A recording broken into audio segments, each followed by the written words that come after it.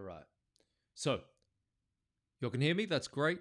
Thank you for tuning in. So today I want to talk to you about for all you dance sport enthusiasts, and I suppose if you're social dancers too. But this really came to light after talking with one of my students today, Elizabeth. Shout out to you.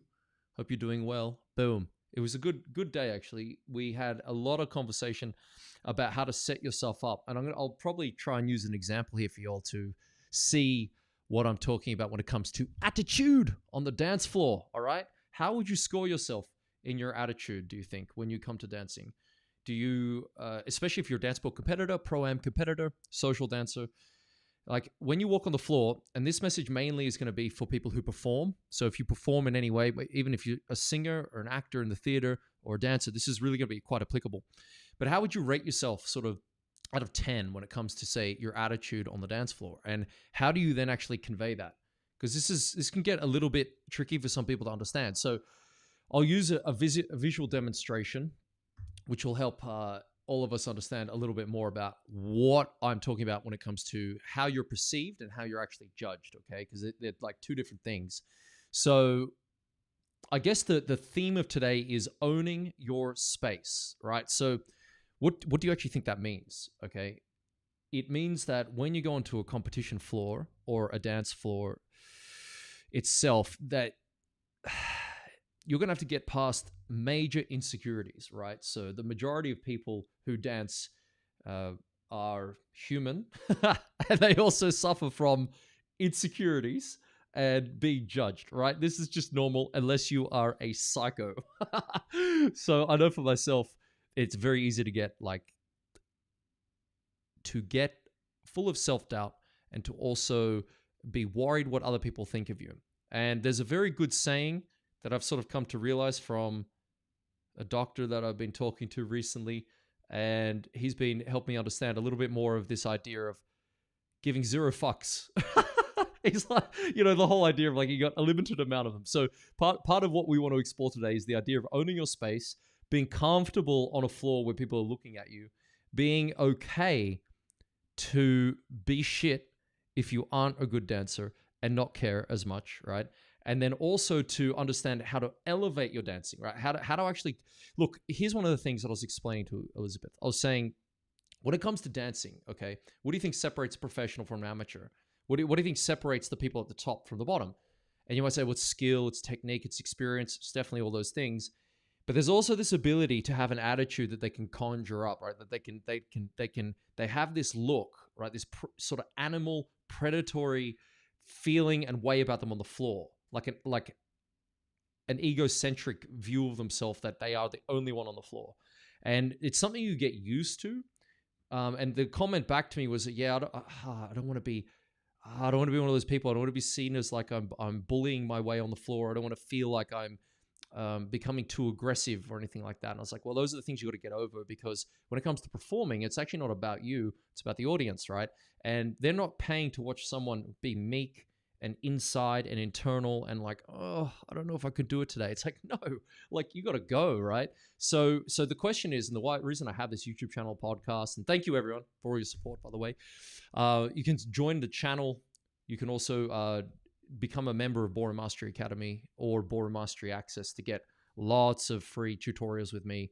Well, not free, but you're paid, but there's a huge amount of content there that essentially is free for what you get. So that's how you can support the channel. But I was saying that like you need to get past your own limiting beliefs, right? So part of this channel, part of the podcast, and part of what I like to discuss is exactly those realms which are really left unsaid and spoken. And most people go to learn to dance and they never learn how to develop themselves through dancing into a way that helps them not only build better belief systems about themselves, but also helps them to perform better and therefore get better results and become more confident, right? So if you want to be more confident, smash the like button, okay? Because that's what it does, right? It makes you more confident. But in all seriousness, let's get into it, right? So for those who are here, I'd love to see you at some point on the dance floor, or I would like to hear from you. Either leave a comment and I'll give priority to anyone's a member. So let's have a look at this. I would ask you to rate yourself walking on a dance floor. All right. So we've said rate your attitude when it comes to dancing, rate yourself, say, out of 10 with how you walk on a dance floor. This is one of the first things that really stuck out to me when I was learning to dance as a very, very early day amateur. And it's something that I started to really notice. I really started to notice that the way you hold yourself on the dance floor is one thing, but the way you walk on a dance floor conveys a non-verbal message, right? And this is very, very important to understand. So you and I convey lots of non-verbal cues. And you'll notice it when you speak to someone and that they are saying one thing, but their body, their eyes, the way they hold themselves conveys another thing. And you can equate that to dancing in terms of performance of a routine, where the way the body's being held is conveying a different message to what is being danced. And we are going to get into the depths of that. So you're going to want to stick around or watch the replay of this because it's going to help you a tremendous amount.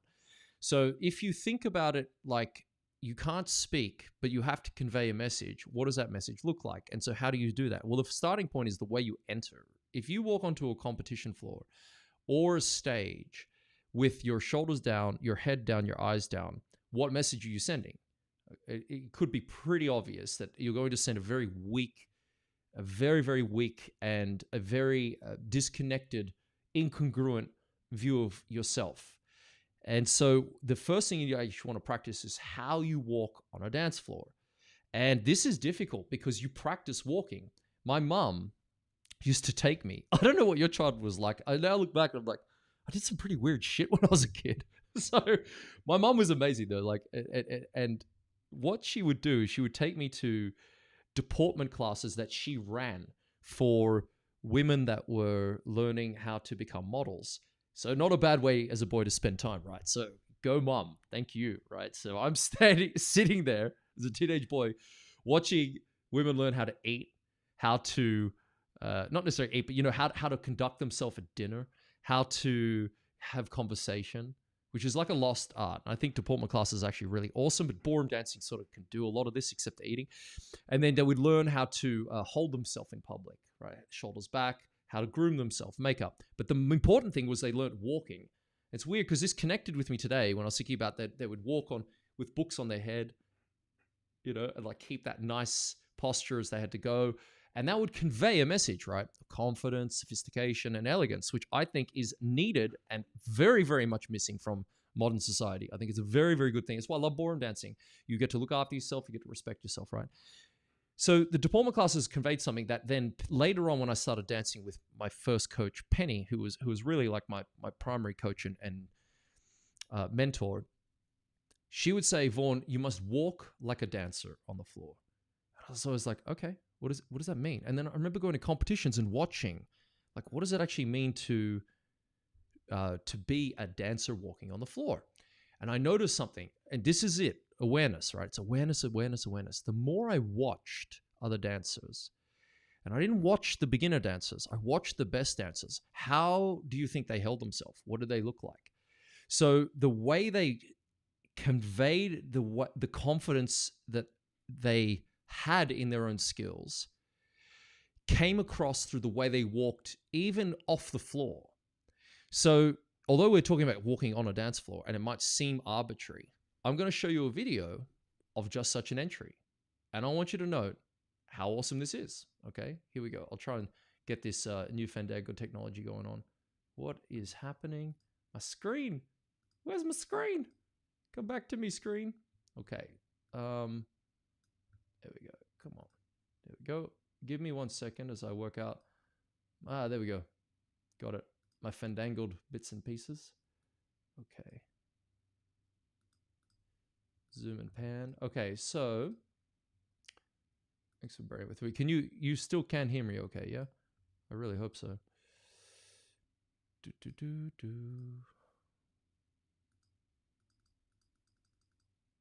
Okay, this should be good. Now, I'm just gonna hit play on this. Pretty sure this is it here. Yeah, we don't want to start from there. Just technology and its fails, huh? Okay. So this is Slavik and Anna having a little dance, and big man crush. Slavik is a huge influence for me. And Anna, young here, she's like 21, I think. But watch how she enters.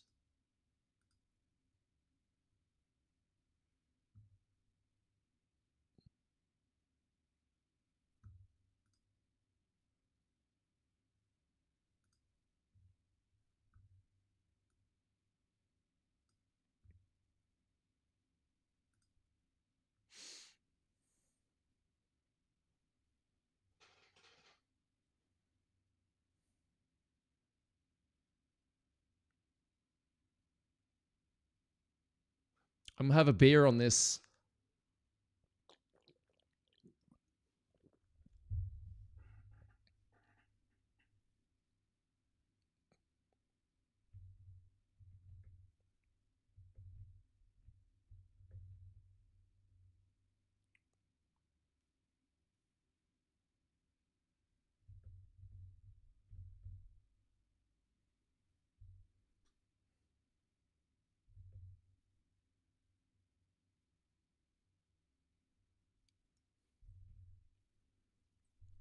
Boom!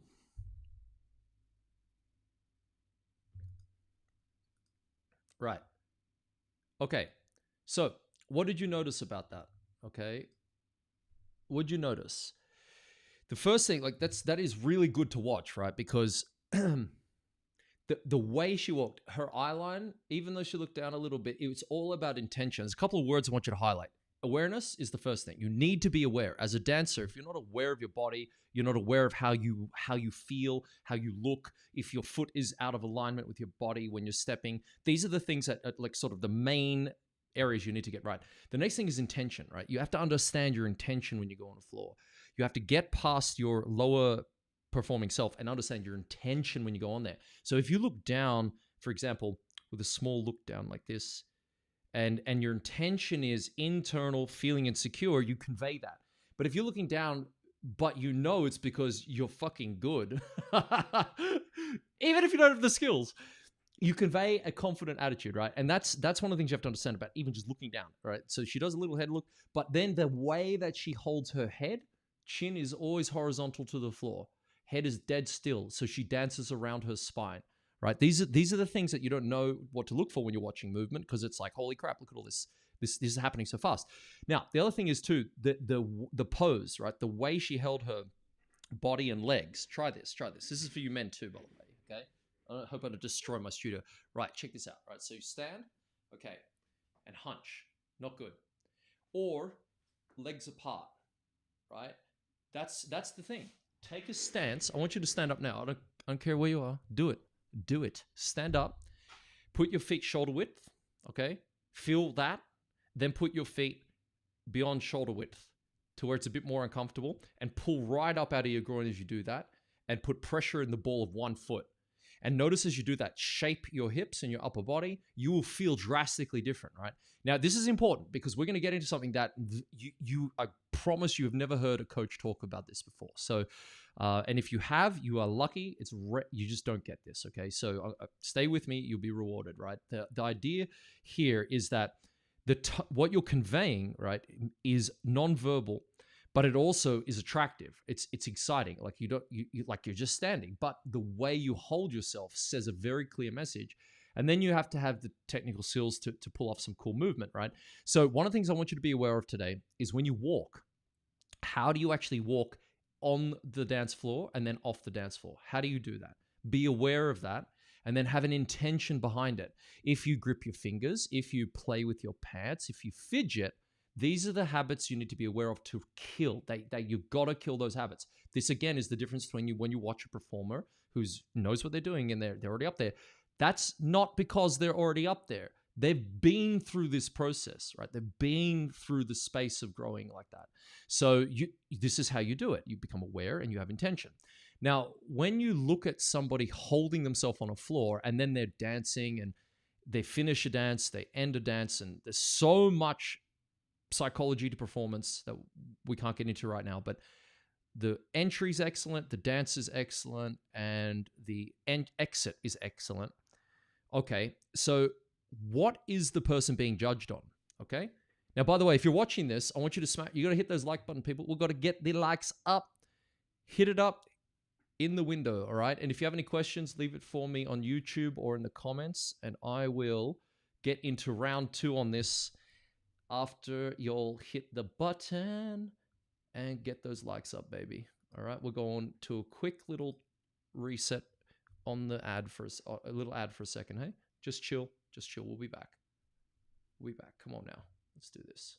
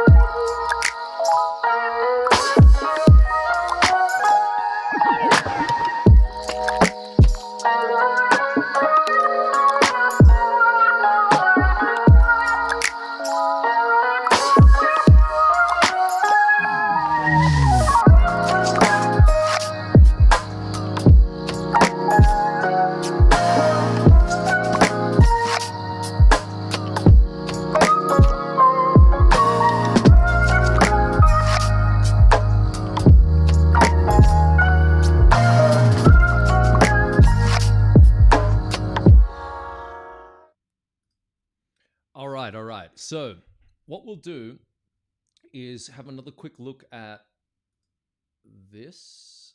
Boom, boom. Right? Just watch it one more time, and then I'll give you the next part of this lesson, okay?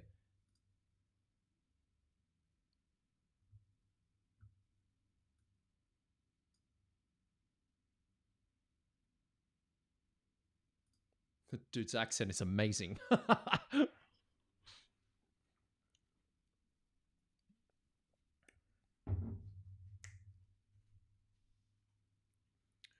Feel free to dance. Come on. Mm-mm.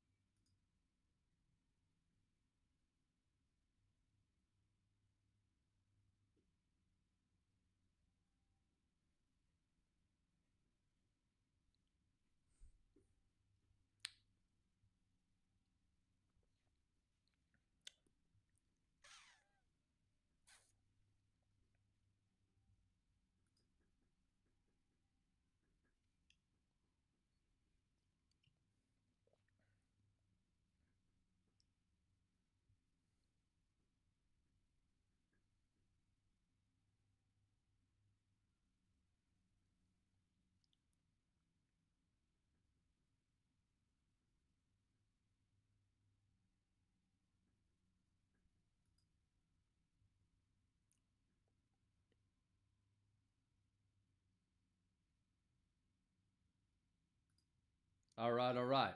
So, all I know is that you need a lot of confidence to pull off a shirt like that. Yes, you do. I love me some mesh. Yeah, mesh is amazing. I just think I've come up with a new show. I think we'll call it Beers and Dance. Yes. Yes. What do you think? I think that's the way to roll. So listen, let's get into the subject again. And thanks for all the likes, right? Keep that going. I want to make these videos more popular. I need your help to do that, right? So get into it. All right. So listen, we talked about walking on the floor. You need intention, you need awareness of your body. Okay. Now, here's the thing that very few coaches talk about, that very few performers understand. And it will make sense when I tell you, but this is something that will really transform the way that you, I suppose, hone in the artistry of performance, okay? Because it's not set and forget. It's something you always develop and get better at, right? What are you judged on when you walk onto a dance floor? Write it below. Tell me in the comments. What is it? What is the thing that you're actually judged on? Is it technique? Is it, and everything that falls under technique, feet, posture, timing, musicality, all that? Is it your body? Okay. Being body language and body tone. What do you think is the percentages of that? So I'll put them here in the window so you can understand, right? This is a good thing to think about. So what percentages? I should really be able to do a poll somewhere. Actually, you know what? I'll do that on YouTube. You can come to YouTube, people. Let's see. I haven't done this before. This is amazing. I'm going to engage with my audience. I want you to come onto the YouTube channel, Ballroom Mastery TV. I'm going to start a poll here. What is most... Oh my God. I've got two keyboards. What is happening? What is most... Stick with me on this. Most... Oh shit. I'm like clipping on stuff. What is happening? Okay. Most important. Okay. No. This is the better question. Which percentage is the most judged? That's probably it. So we've got technique, body language, and body tone. What is judged the least in your performance? That's a better way to do it. Okay, so don't want yes. Technique. Can I add another one? Good. Body language. And body tone. This will be worth your while. Just rock this out. So we're on YouTube. It's probably the place I need to focus. Okay, cool. So, all right. So I put a little poll up. Here I want to know from you, percentage-wise. What is judged the most? Or the least? What is judged the least? Is it technique, body language, or body tone? Which one's the least? What do you think? Okay. Now, let's understand what they are to begin with. So body technique is, okay, everything that could fall under the umbrella of, like, say, footwork, foot positions, rise and fall, amounts of turn, alignments, and all the constructs that make dancing possible, right? And then you've got body language, which is the way that you hold your body. So if you slouch, you convey a certain message, and if you hold your head back too high, you convey a certain message. So it's body language. It's basically the non-verbal cues, the things that you say without saying anything through your body. And then the body tone, which again, and here's an easy way to understand body tone. Clench your fist, right? What tone do I pick up on if I watch someone do that, right? What do I feel from that? So what do I feel from that tonality? And then body language would be, okay, if I'm walking forward with my head like this, clenched fists, and my face scrunched, what body language is that, right? So these are the things that are very, very cool to know, because most teachers, myself included, focus heavily on technique, right? We focus so much on technique. And then we focus on performance, maybe not so much, because we leave it sort of up to the pupil to do the work in that sense. And not many people. So the reason I have this podcast and everything is to help go into these realms where I may not get the time to do it in person because it's such a big subject and it takes time. Now, let's make it very clear. Your technique is fundamental, right? So understand this. I'm a technique coach. That's what I do. Technique is fundamental. Why? Because you need the foundation before you can build anything, right? You need the foundation. So it makes sense to have very strong basics, very strong understanding of technical abilities, posture, understanding how to move your body weight, right? Those sorts of things. But then on top of that, you need to understand the fundamental that conveys your ability or your skill is how you hold it. So body language is the way that you carry your body onto a floor. And then each movement, each picture line, each position you hit has a defining, I would say, we'd say choreography, but it's probably better to think of it as a story, right? So you're conveying a story, or you're conveying a sentence, or you're conveying an idea through the movement. And then there's a tone in that. So there's a way that you hold the body, a feeling or an energy within that. Now, we know this when we see a really wonderful play or we hear a wonderful piece of music. You're not sitting there thinking, oh my God, that guitar solo was amazing. Did you see the way that he just like used those frets and like strummed? You watch like Daniel Triviov or whatever, like play the piano. Like he's the guy, his technique is, I don't know, he's hunched over a lot. He's smashing the keys, but he's a phenomenal classical pianist. And you're not sitting there going, oh, like the way he moves his fingers is great, right? What you feel is a confluence of the body language and the body tone, obviously the technical skills under it. But in our world in dancing, you are judged, and here's, I just waited for the answer. So some people say body language is 100%. Okay, I'm not really what else we got? Yeah, no one else is saying technique. So here's sort of the rough numbers, okay? You're looking around less than 7% for technique, okay? That's crazy, less than 7%. So you can spend all your time doing the work in my programs, okay? And I'll explain why this is important, but you could do all the time going through technique, and then you get onto a floor and not do very well. Why? Because you're not being judged on technique. I'm just going to say that again. I want you to really hear this. Look into my face. I'm going to, zoom in. I can't zoom in. You're being judged not on your technique, but on the body language and the body tone of the technique, okay? And we'll get into that in a second, what that means, but here's what I want you to be aware of. You need to have a super strong foundation there to be able to access the body tone and body technique. I'll say it again. You need amazing technique, really strong fundamentals to be able to access what I'm talking about.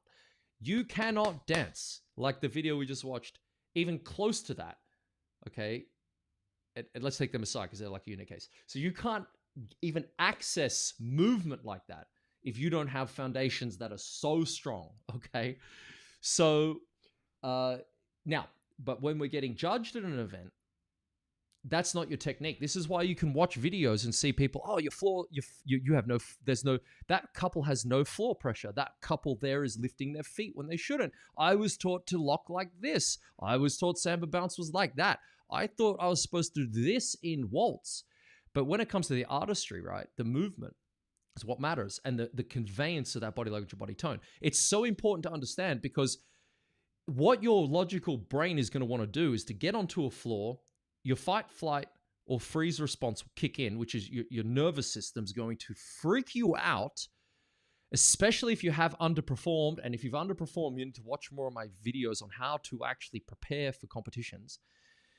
But your body gets into this fight or flight state. You get nervous, you get sweaty, you get like terrified. And then what happens? It affects the way you dance, but you fall back on your technique. So you're thinking, oh, if I just execute my routine on time, I'll do better. No.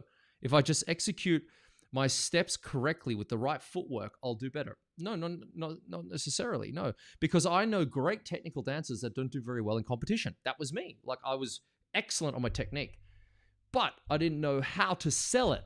So I want to come into the point of helping you understand how to sell your dancing. Okay. And as we keep going through this, hit the like button for me, get people coming, share this video, please. All right. That's the way you can support this channel. So I sound like a begging person, but it's really important to know that that's the way to roll it out, right? So, okay. So if we look at the backtrack of all of what we've done, the way you walk onto the floor, beginning to end of every dance, the way you walk around in the real world should be the same. Okay? It should be as you want to be on the dance floor. Now, then there's awareness of that. So how are you doing it? How do you feel about it? Are you aware of when you clammy, grabbing, freaking out? And then you need intention, okay? So remember that. It's intention and the awareness of it. And then you practice those through the movements that you have. Now, if you have a problem in your dancing, technique aspects are what you need to fix your shit, okay? If you're sucking, that is generally going to be lack of practice, lack of technical ability. You cannot access sales level, sounds bad saying that, but you can't access the artistry of dancing without that fundamental. I know it sounds obvious, but like people don't understand this. They think, oh, the more I practice my technique, the better I'll get. It's like, no, you also need to practice performance. You need to practice selling how you dance, selling the choreography, selling the way you are enjoying the movement, right? If you look back on those videos there with Anna, she's going out there, man. She's loving that she's got the vibe, the feeling. She's got the crowd with her, and you know, it's not about everyone. Oh, eyes on me. It's not like that. Okay, that's very low level thinking when it comes to artistry, which I found most people have a problem with. So I ask you, do you have a problem with people watching you dance? Do you have a problem with getting up in front of people and performing? Oh, good. That is pretty much every person who is not a narcissist, Machiavellian, or a psychopath, right? It is good to care what people think. It's good to actually have that in your. It's a very good survival instinct, actually. The reason you do that is we're tribal people, right? So you need to care what your neighbor thinks, so you don't step out of line and get killed, okay? And get somebody attacking you in the middle of the night because you're out of control. So it's actually a survival instinct. It's very good to have. But when we go to perform, we have to transcend that. You have to transcend it into a place of being able to be one with the crowd and to be able to connect with an audience. Because sometimes it's very hard to do, or at least connect with your partner. And then the judges are the ones that watch that. And the judges aren't there literally judging your technique, right? They're not. That's assumed you know your technique because you're on the floor, all right? But it's not what you're being judged on. That's what medals are for. The judges want to be entertained like the audience. And the more that they can get into that, the more that they can connect with you, the better you do. Because it's about likability, right? So if they like your style, which is what? Well, it's your body tone, your body language, the way that you move, the energy behind it, the emotions you convey, the emotions I feel watching you. That always stands better over time, right? That's what people get into. And over time, you become a brand. People get to know you and they get to like you and they trust you more. And they know that if they go to watch you, you're going to be the person that they love to watch. And then that's exciting for you because it becomes a positive feedback loop. Then your coaches say back to you, you're dancing better. And the audience is saying, we love your dancing. And it becomes a very healthy, positive feedback loop that can tip over into arsehole territory very quickly, right? You can be a real prick about your level of dancing, but that's okay. Like if you've got the goods, right? It's up to you. Just not many people may like you at the end of the day. So, you know, that's up to you. But you need that idea of understanding the technical foundation's everything, right? And then you've got your tone and your body language, which you have to practice, but nobody tells you to practice this, yeah? But it's the thing that you work on so much as a professional dancer because almost automatically, because you're looking at why are they doing better than me? Are they faster? Are they quicker? Is it all that? Like a lot of choreographers see this, it's so boring because everything's fucking fast. It's like, dude, have a beer and slow down. Like, you don't need to be fast all the time when you dance, right? Why? In fact, I actually remember him in Slavik. So, in a lecture saying that, he was talking about when everyone else is going fast, you go slow. When everyone's going slow, you go fast. I was like, yes, that's exactly it. You learn how to do these things over time with experience, but people don't tell you this thing. All you do is watch everyone else and think that's what I should do. And then you create no style of your own. And people don't have to like your style. You just got to get into a space where you create your own style, right? Do you understand the difference? And so how do you do that? Well, knowing your body, knowing what you're capable of doing, how tall you are, how big you are, how flexible you are, how old you are. So then within that, you can build from it. Yeah, it makes sense. If this makes sense, let me know. What do you think? Okay. The technique that you have to spend a few years developing and building. And then remember, when you go out into, let's say, the market, right? The competition feedback comes back to you and you have a problem in your dancing, technique will fix that. Okay. But it isn't the thing you're being judged on. So remember, it's body tone and body language. And then the way you hold yourself and walk on the floor, it bears repeating. That is 100% about an attitude.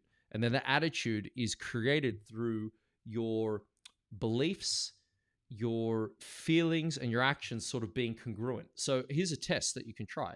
So I want you to walk around with your shoulders down and hunch over a little bit. And then try and move confidently, like you can't. So if you shoot your shoulders back and your head up, you'll find that you definitely feel more alert, but you also are aware that you're more upright. And that's where you need to be when you dance, obviously. Now, the comment that Elizabeth made to me was that, I don't want to be seen as arrogant, something of that nature, which I understand because that happened to me. So do you feel that would happen? Would you feel more arrogant if you walked with your head up and your shoulders back and down? Like, how would that feel? And I want you to test yourself this week to go through the motions of being aware of how you walk. So if there's like a takeaway at the end of this, it's literally thinking about, how do you actually walk? Do you walk? And then what message does that walk convey to the external world?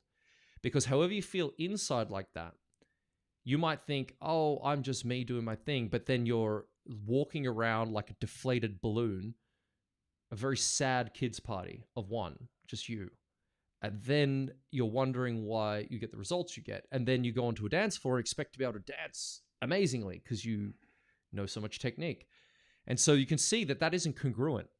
And as I said earlier, that watching top dancers, really studying not only technique, but performance, you see that the way these dancers walk, the way dancers should walk, the way I walk, the way you walk, needs to be consistent. And then when you get on the floor, that energy is almost the same. It's not like you transform into someone else. You hold that feeling tone because it is you. And so if you're feeling unconfident, lacking belief in yourself, that's precisely what comes out when you perform. And so it bears a lot of introspection to understand that, well, you change the beliefs about yourself, right? You change the way that you feel about yourself. So like your attitude about yourself and your dancing. And then you put that on a floor in the studio in front of a mirror, and you dance like that in that new state of belief and confidence and intention. And you change. You start to fundamentally transform yourself. This is how it works. You go up this sort of this sort of totem pole, like tiny steps at a time, and then they become what I call, to my members in the community who do Ballroom Mastery Academy, it's a quantum leap. So you end up having these series of moments throughout your training and dancing where you are aware you're getting better, but you're not exactly sure you are. And then all of a sudden, it could be a month, 6 months after this podcast, and you're aware of this. It could be 3 weeks. It could be a year, but you have a freaking leap. And the leap is amazing because it's new wiring in the nervous system. It's new skill sets in the nervous system. It's new pathways created, neural pathways. And then new skills are developed around your dancing. You have better control, you have better access to movement. You don't go back, right? So you could, if you don't train again for the next 40 years, but you fundamentally wire it in. And then that quantum leap sets you on a new level, okay? Now, if you keep doing what I'm saying throughout these podcasts and throughout these technique lessons that I deliver online and, in person, all those things, it stacks on top of each other. So you compound the result. And so these quantum leaps, right, come closer together. Now, there's a diminishing return. Eventually, it becomes very hard to get more out of yourself. Like if you're a professional in anything, getting the next 1% is like years of work, okay? It's not even a joke. It's so hard at a certain point. But in the beginning, you can be twice as good in a short period of time, right? You'll be 4 times as good in a short period of time, right? You can't get 4 times as good when you're a professional because you're already sort of in that space of like you have a little bit left and you're trying to just get that 1% out to be better than the next guy, right? So the majority of people need to understand that that process is what we are working with, what we access. And if you don't have the awareness and the intention every time you're moving and dancing, and you're not aware of that, and your attitude in those moments and movement isn't, you're not that it should be positive or negative, but you're not aware of the type of attitude you're creating, you're going to have a lot of trouble because you're relying on going onto a comp floor and letting the judges tell you what you're doing right and wrong. And that's not their job. Their job is to benchmark you against other people on a series of criteria from, technicality to choreography to all the things that judges look for and their personal biases and opinions. But judges are biased. It doesn't matter what they say. Of course they're biased, right? But you're not in control of that, right? So don't stop worrying about judges and take goddamn control of yourself, right? Stop worrying about the judges didn't mark me right. Don't be a bitch and do the fucking work, right? I gotta stop drinking beers on these things. I'm serious though, like the amount of people that complain, I'm not getting high enough marks because I don't go to these coaches. Really? Did you not listen to what I said? You could, if you go through life with that attitude, you're fucked. No one's going to mark you in anything. You're not going to do well financially. Your relationships are going to stink, right? Like no one's going to like you because you're a boohoo. And so you have to take control of those fundamental internal mechanisms, your attitude, your intention, your awareness around your dancing. And then guess what happens over time? Your results change. And all of a sudden, the judges that hated you and never marked you fairly start marking you fairly, right? So it's amazing, okay?